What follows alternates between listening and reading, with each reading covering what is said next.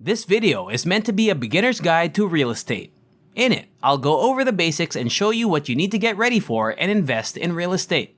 I'm going to try to keep this as simple, step by step, and uncomplicated as possible. And believe it or not, this video will help.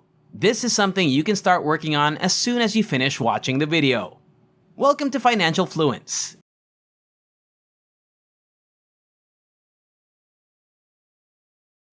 I would strongly suggest anyone who is watching to implement these tactics as quickly as possible in the future. You'll be able to use all of these strategies to their fullest, and as a result, you'll be able to make money. To be clear, when I say I'm investing in real estate, I don't mean wholesale or flipping. I mean really owning a home as an investment, and then finding a renter who pays your mortgage on your behalf, while ideally making a small profit. Number 1. Build your credit.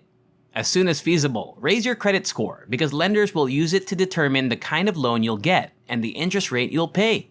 A lender may inform you that you won't be approved for the loan, or that, if you are, you will have to pay a very high interest rate if they find out that you have a low credit score. Your credit score is immediately impacted by your monthly savings and interest payments. As a result, skipping this stage and failing to build your credit could end up costing you a lot of money. Thankfully, this is among the easiest ways to start establishing your credit. Number 2. Save your money. Begin saving money right away. Real estate investing becomes tough when there's no down payment, no credit, or no wage financing. This means you will not be forced to live solely to save money. You must, however, start earning money right now. To be eligible for a loan, you must have a regular 9-to-5 job with a guaranteed salary every other week. There's nothing wrong with that, but you could also start your own business and attempt to gain some extra money to hurry things up. As long as you can make and save money, you have ultimate power. Number 3. Proof of income. You must include your earnings on your tax return. Therefore, utilize the proceeds as a down payment and then buy real estate a few months later. Before making a loan, lenders want to see a stable, long-term source of income. This is done to stop people from getting loans based on a small number of unusual situations that are unlikely to happen again, and to stop high-risk borrowers from applying who might not be able to make payments after a few months and fail after the first year. Number 4. Get pre-qualified. You can get pre-approved by a lender by going to a few banks, letting them check your credit, and giving them your tax returns, bank statements, and any other documents they ask for. They will pre-approve you for a loan based on that information. You can then shop that rate sheet around to other banks who will run the same information and want essentially the same things. Having your loan request approved by different banks actually has 2 advantages. First, you'll have something to fall back on if the first bank can't give you the loan. Second, you'll often get the loan at the lowest possible interest rate. Number 5. Do your research. You should conduct extensive research on the real estate market in the area where you plan to purchase a home. I invest in places near other places where prices have gone through the roof and dunes have grown. Select industries that you believe are undervalued and will see price increases. If you don't do this and view a lot of properties, you won't really know what you're looking at because you won't have anything else to compare it to. Finding something that only needs a very small amount of aesthetic enhancement or tenderness is great. The kitchen or bathroom may only be obsolete, but the more you know, the better you'll be able to invest, and the more you'll be able to spot the best deals.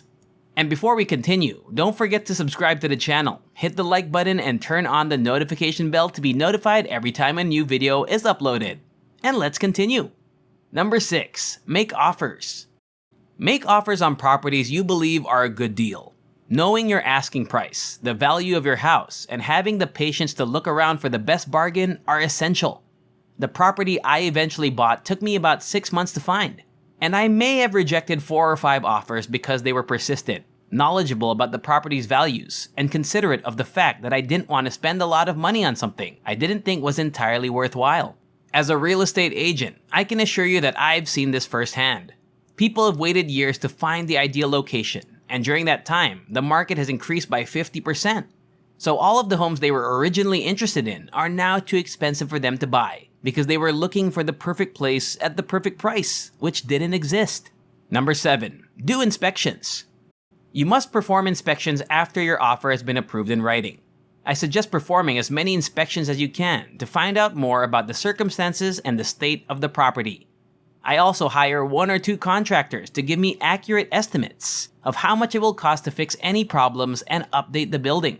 Now that the contractors and inspections have been put together, I know about every problem within the property, both in terms of how it looks and how it works. With this knowledge, I can contact the seller and negotiate the price based on what is wrong with the house, what needs to be upgraded, and what I did not anticipate. These estimates should be done as soon as possible so that you know exactly how much it will cost, how much you can expect to get back on your investment, and how much the property will be worth in the end, especially if you want to buy the house and fix it up later. Number 8. Close your deal. While you are performing inspections, you will most likely be conversing with your lender and supplying them with the documentation they require, such as tax returns, bank statements, credit reports, and all of the other items listed above.